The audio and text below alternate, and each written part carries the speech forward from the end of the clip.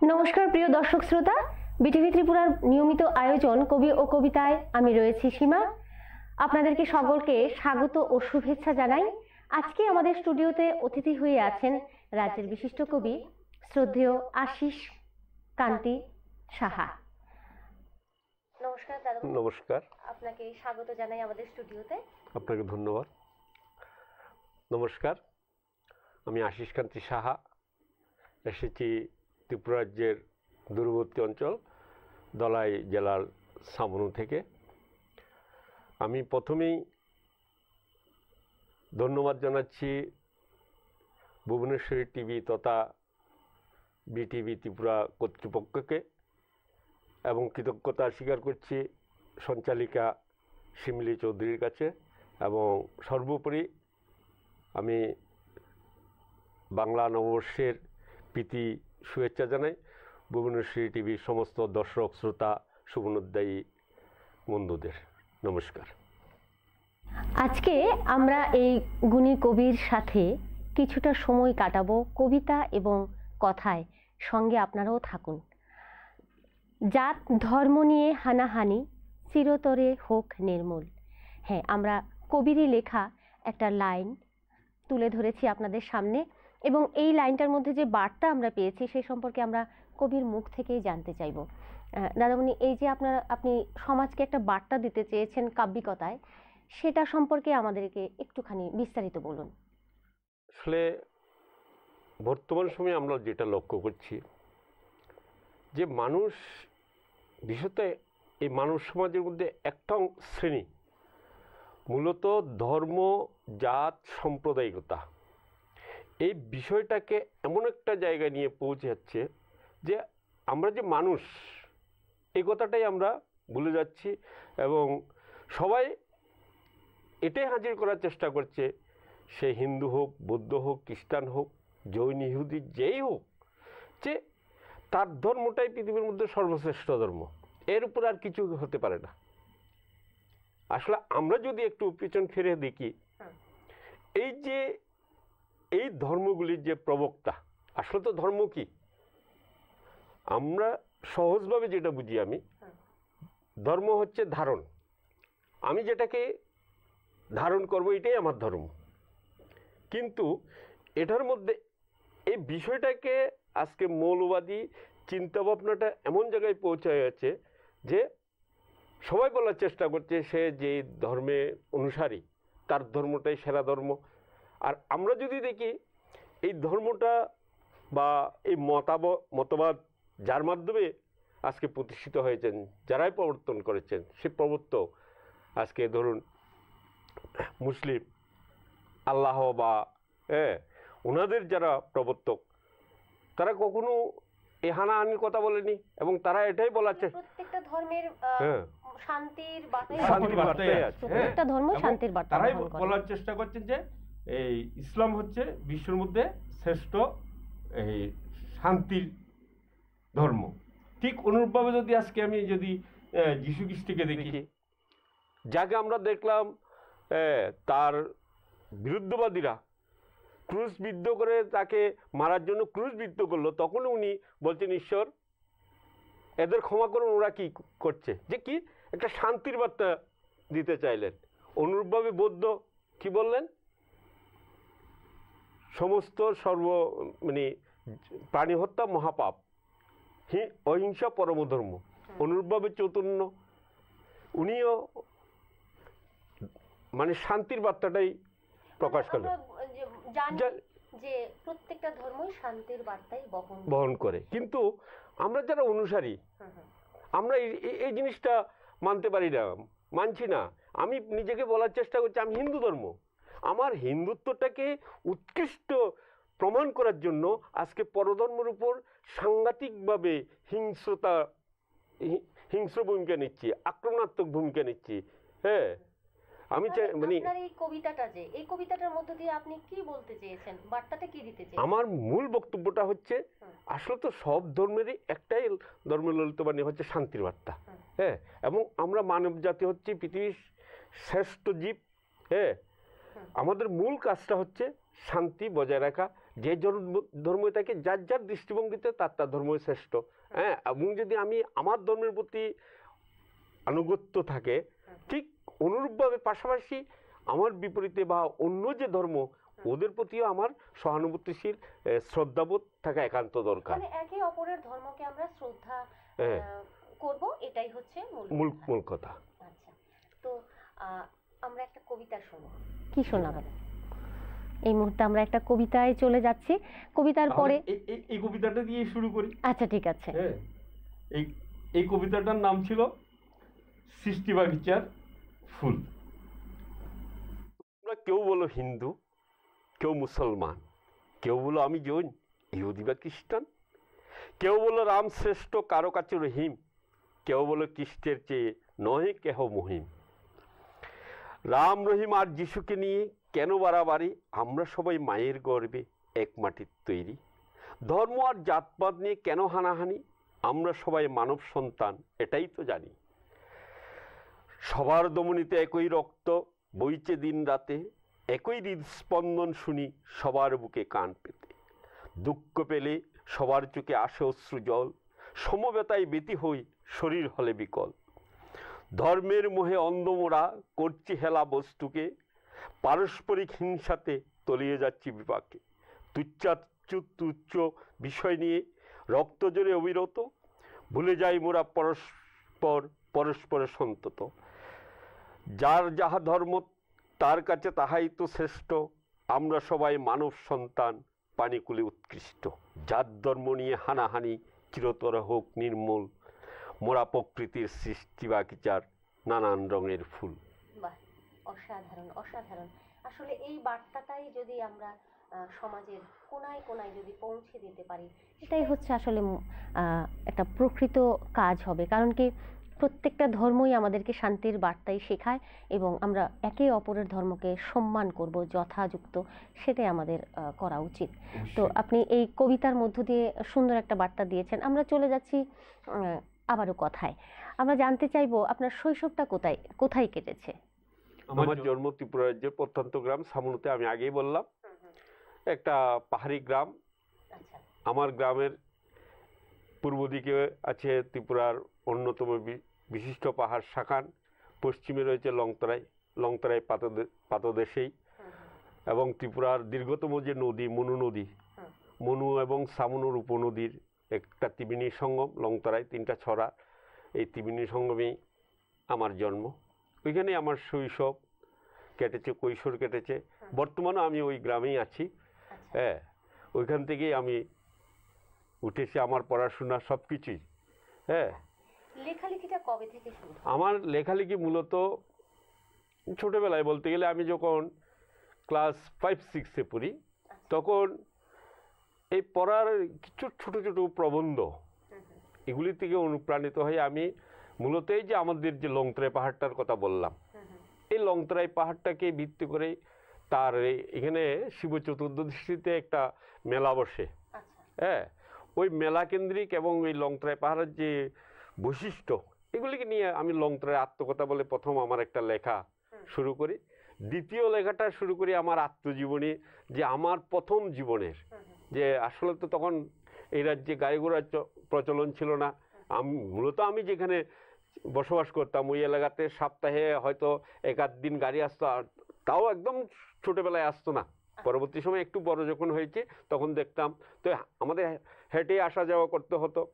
তো হাঁটার পথে আমি যখন প্রথম মনুতে পদার্পণ করলাম এবং বিদ্যুৎ বাতি যখন ত্রিপুরাতে আসলো, মানে আমাদের এই গ্রাম অঞ্চলের দিকে যখন গেল, এই যে এটার যে অনুভূতিটা, অচেনার আনন্দ, এই যাওয়ার পথে যাই কিছু দেখলাম, এতে আমি আমার যে মনের যে অভিব্যক্তি, এটাকে আমি সেদিন কলমে ফুটিয়ে তুলেছিলাম। যদিও দুর্ভাগ্যের বলতেই পারি যে বিভূতিভূষণ বন্দ্যোপাধ্যায় যে প্রকৃতি নিয়ে নাড়াচাড়া করতেন লেখায়, সেই প্রকৃতি আপনাকেও দোলা দিয়েছে। অবশ্যই। হ্যাঁ, এই যে পাহাড়, নদী, পথঘাট, হ্যাঁ, বা আধুনিকতার যে ছোঁয়া, এই যে বিদ্যুতায়ন, এই বিষয়টা সবকিছু মিলিয়েই আমার মধ্যে একটা অন্য ধরনের অনুভূতি সেদিন কাজ করেছিল। এটার উপরে ভিত্তি করে আমি একটা ছোট্ট প্রবন্ধ আকারে লিখেছিলাম, যদিও দুর্ভাগ্যের বিষয় এটা আমি আর সংরক্ষণ করতে পারিনি, অনেক আগের লেখা, হারিয়ে ফেলেছি, কিন্তু বিষয়গুলি আমার এখনো মনের মধ্যে একদম পরিষ্কার রয়েছে। এর পরবর্তী সময়ে আমি আমাদের ওইখানে বিশেষত 80 দাঙ্গার পর ওইখানে পঞ্চায়েতের উদ্যোগে একটা ওয়াল ম্যাগাজিন তৈরি হয়েছিল সুধারঞ্জন দেবের সম্পাদনায়, যে সম্প্রীতি।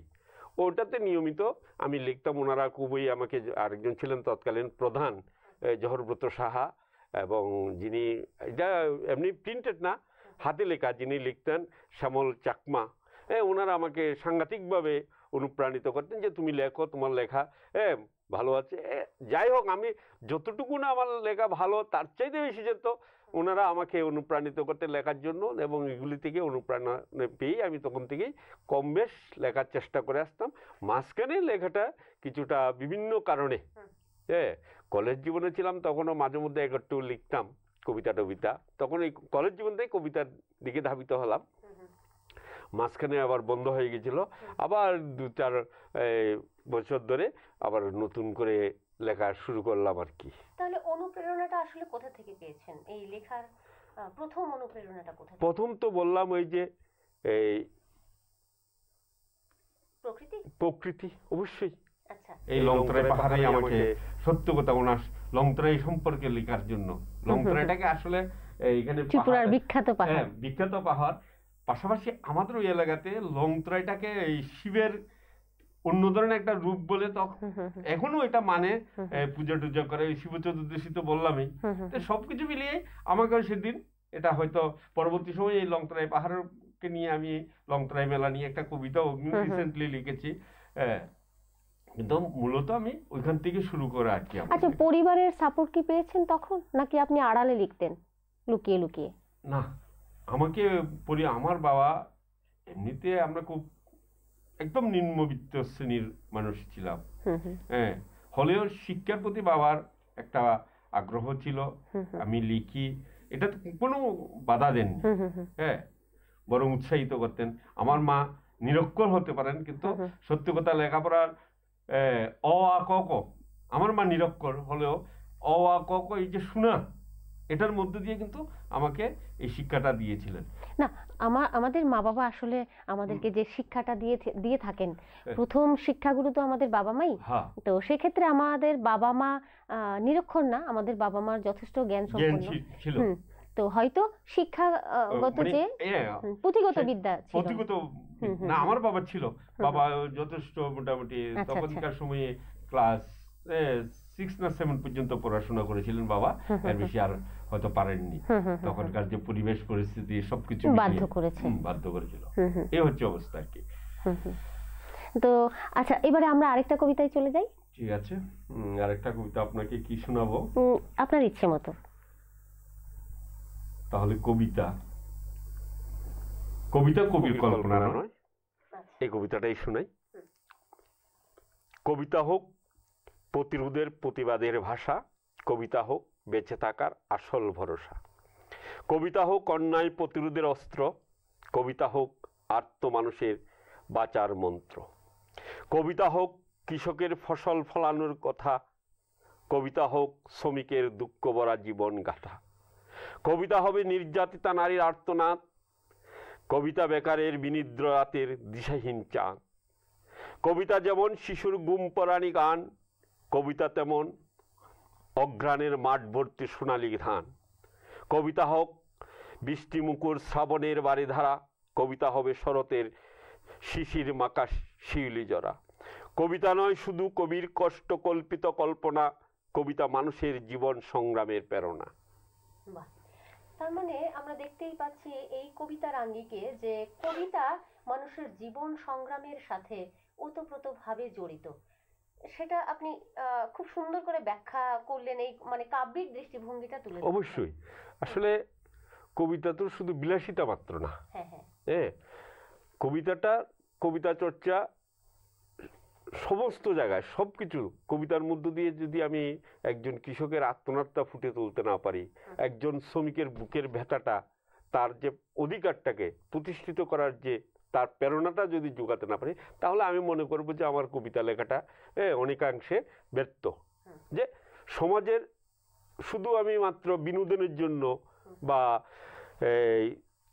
শিক্ষা চর্চার জন্য শুধু কবিতা, তা না, কিন্তু আমাদের লেখাটা হওয়া উচিত সমাজের প্রতিটা নিপীড়িত মানুষ, শোষিত বঞ্চিত সমস্ত অংশের মানুষের মনের কথা, দুঃখের কথা, তাদের প্রতিবাদ প্রতিরোধ কবিতার মধ্য দিয়ে ফুটিয়ে তোলা দরকার।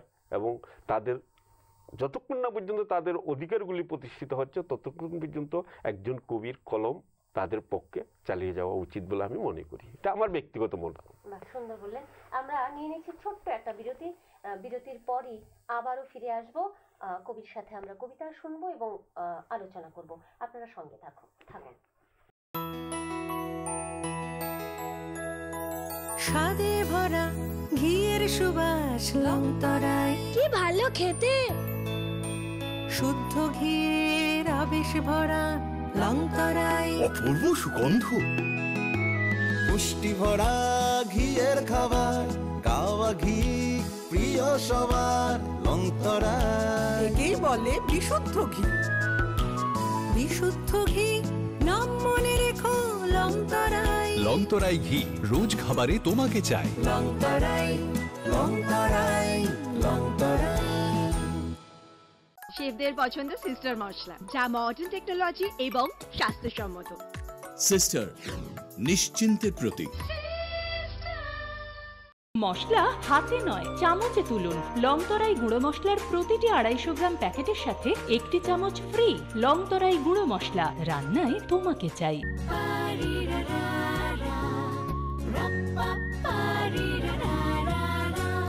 Tasty, tasty, crispy, crispy Prontos. Crunchy, crunchy, munchy, munchy Prontos. Everybody likes to snack on Prontos. Prontos, the taste of the world. আমরা ফিরে এলাম ছোট্ট একটা বিরতির পর। আমরা এখন আবার আপনাদেরকে সঙ্গে নিয়ে আমরা চলে যাচ্ছি কবির সাথে কবিতা এবং আলোচনায়। এক মেয়ে নানা রূপে ধীরে ধীরে হয়ে ওঠে নারী, প্রকৃত সংসারী। কবির লাইন দিয়েই, কবির লেখা কবিতা দিয়েই আমরা কবির কাছে চলে যাব, জানতে চাইব যে এই কবিতার আঙ্গিকে আপনার নারী সম্পর্কে যে দৃষ্টিভঙ্গি, সেটা আমাদের সাথে একটুখানি ভাগ করে নিন। প্রথমত একজন নারী তো মা। এই মা হতে গেলে ওনাকে অনেক কাঠকর প্রিয় এই জায়গাতে আসতে হয়। বা আমরা যদি দেখি এই সমাজে যে নারীর অনেকগুলি রূপ, হ্যাঁ, যদিও আধ্যাত্মিকতায় আমরা অনেকটা ওই নারীকে দশভুজা নারী বলে, দুর্গার প্রতিরূপ। হ্যাঁ, এটা কোনো মানে বাস্তব, আমি আধ্যাত্মিকতার দিকে যাচ্ছি না, বাস্তব ক্ষেত্রে যদি আমি দেখি এটা একদম 100% সত্য।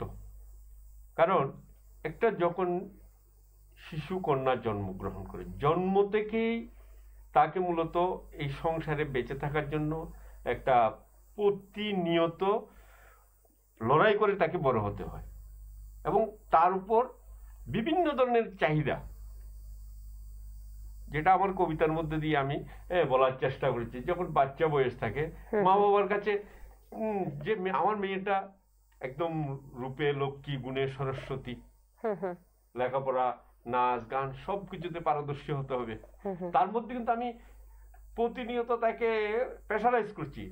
গানের স্কুলে যাও, গান শিখো, নাচ শিখো, আর্ট করো, খেলাধুলায় মাঠে যাও, মানে এগুলির পরীক্ষা দিয়ে উত্তীর্ণ হয়ে তারপর তাকে যখন সংসার জীবনে যায়, স্বামীর কাছে, স্বামীর একটা চাহিদা থাকে, আমার স্ত্রী হতে হবে একদম সর্বগুণে গুণান্বিতা, হ্যাঁ, সর্বরূপে রূপসী, হ্যাঁ, এক কথায় রূপে অস্পরা, হ্যাঁ, এই ধরনের একটা চাহিদা থাকে।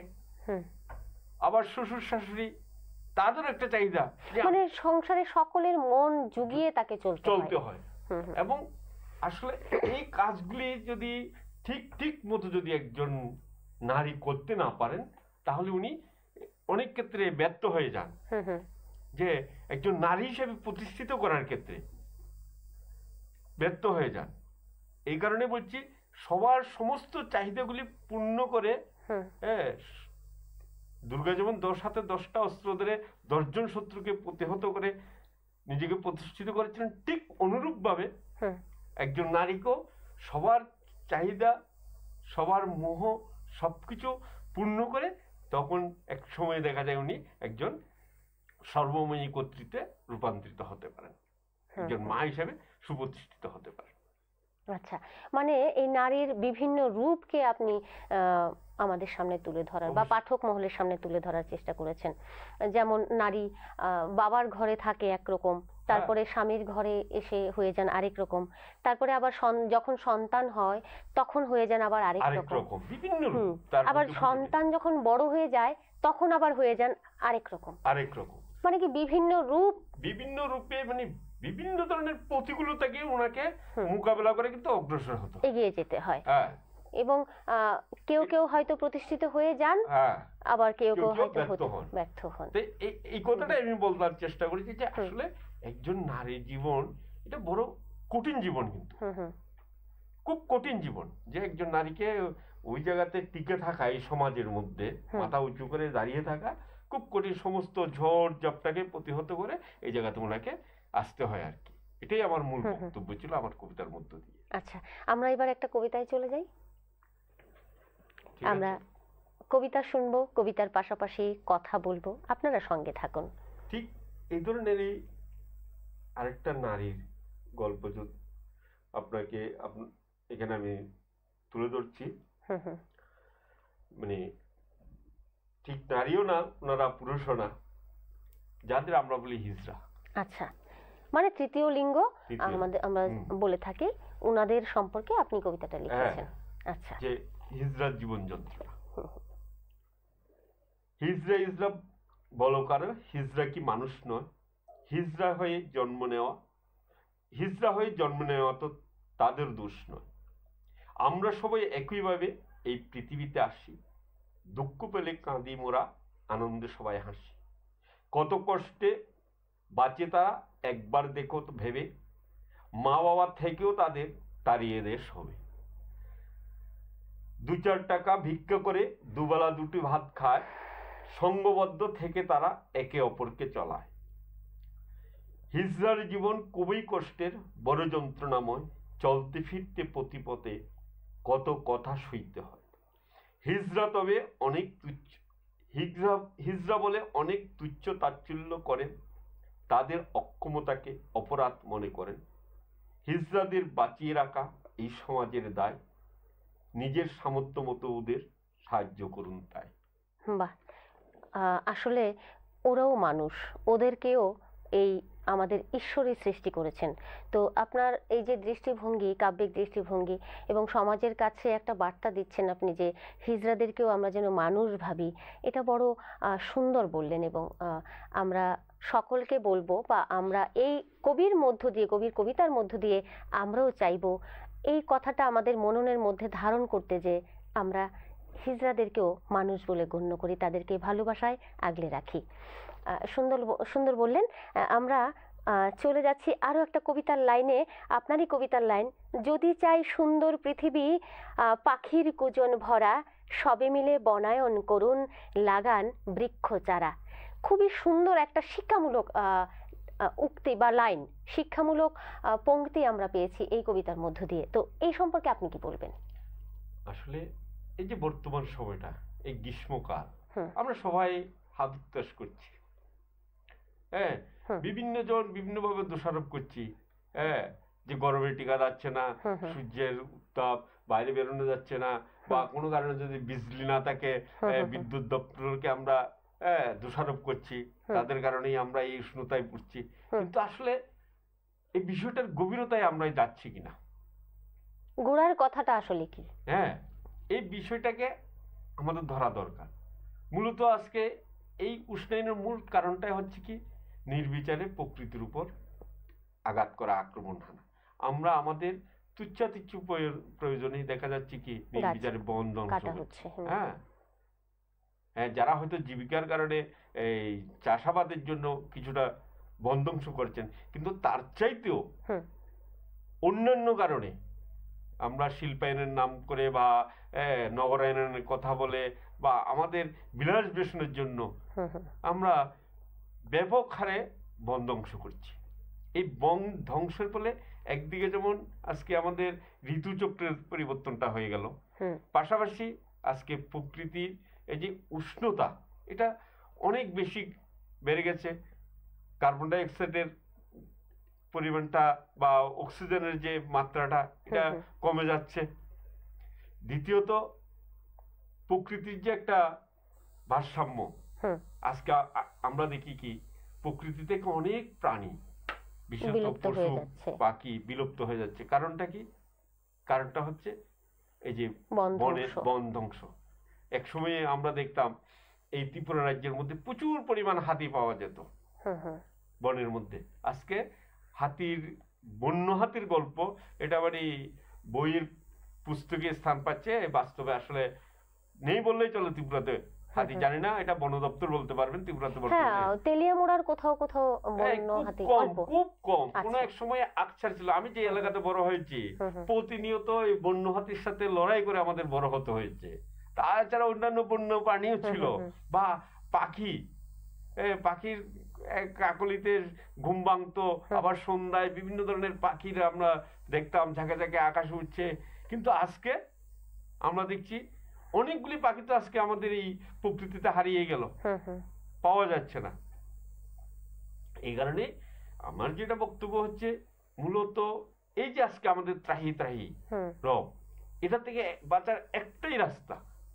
আমরা যদি প্রথমত বন ধ্বংসটা রোধ করি, হ্যাঁ, প্রয়োজন ভিত্তিতে খুব বেশি প্রয়োজনে আমাকে হয়তো গাছ কাটতে হবে, কিন্তু এটা কাটাটাই বড় কথা না। কাটার সাথে সাথে নতুন করে যাতে আমি আরো দুটা গাছ লাগাতে পারি, এই চিন্তা ভাবনাটাও আমাদের মাথায় রাখতে হবে। তাহলে একটা প্রাকৃতিক ভারসাম্য রক্ষা করা যাবে এবং আজকের এই যে উষ্ণতা এটা থেকে আমরা রক্ষা পাবো এবং আমরা ছোটকালে যে সুন্দর একটা পৃথিবী দেখতাম, যে কি বলে সবুজ বনানী ঘেরা, সেই পৃথিবীটাকে আমরা আবার পাখির কুজনে ভরা পৃথিবীটাকে আমরা আবার ফিরে পাবো আর কি। বাহ, দারুণ আপনার চিন্তা চেতনা। আসলে এই কবিতাটার মধ্য দিয়ে আমরা কিন্তু একটা শিক্ষামূলক বার্তা আমরা পেয়েছি। কারণ কি, একদিকে গাছ কাটা যেরকম কমাতে হবে, অন্যদিকে গাছ লাগানো, সেটা সুন্দর একটা বার্তা আমাদেরকে দিয়েছেন। এই কবিতাটা কি আমরা শুনতে পারি? অবশ্যই। তাহলে আমরা এই কবিতাটা শুনি। কথা ও কবিতায় আপনারা সঙ্গে আছেন তো, এবং আপনারা সঙ্গে আছেন বলেই কিন্তু আমরা এই কথা কবিতা সুন্দরভাবে চালিয়ে যাচ্ছি। এখনো সঙ্গে থাকুন। কবিতা হচ্ছে শীতল হবে পৃথিবী। গ্রীষ্মের খরতাপে উষ্ণাগ্রত প্রাণ, বইছে তাপ প্রবাহ, টান ধরেছে জীবন। তীব্র দাবদাহে জীবকুল করছে হায় হায়, এই গ্রীষ্মে বেঁচে থাকা বড় কঠিন দায়। বৃষ্টির জন্য সবে করছে হাহুতাশ, অস্থির হয়ে খুঁজে একটু শীতল বাতাস। নির্বিচারে বন ধ্বংস হেতু এই দুরবস্থা, আপন হস্তে সিজে মোরা নিজ মৃত্যু রাস্তা। ক্ষুদ্র কারণে যখন অকারণে করি বৃক্ষ ছেদন, আজকের দুর্ভোগের কথা করি না স্মরণ। যত বৃক্ষ ছেদন করি শিকিবাগ করি না রোপণ, প্রকৃতি তাই বেপরোয়া অসহ্য সূর্য কিরণ। যদি চাই সুন্দর পৃথিবী পাখির কুজন ভরা, সবে মিলে বনায়ন করুন লাগান বৃক্ষ চারা।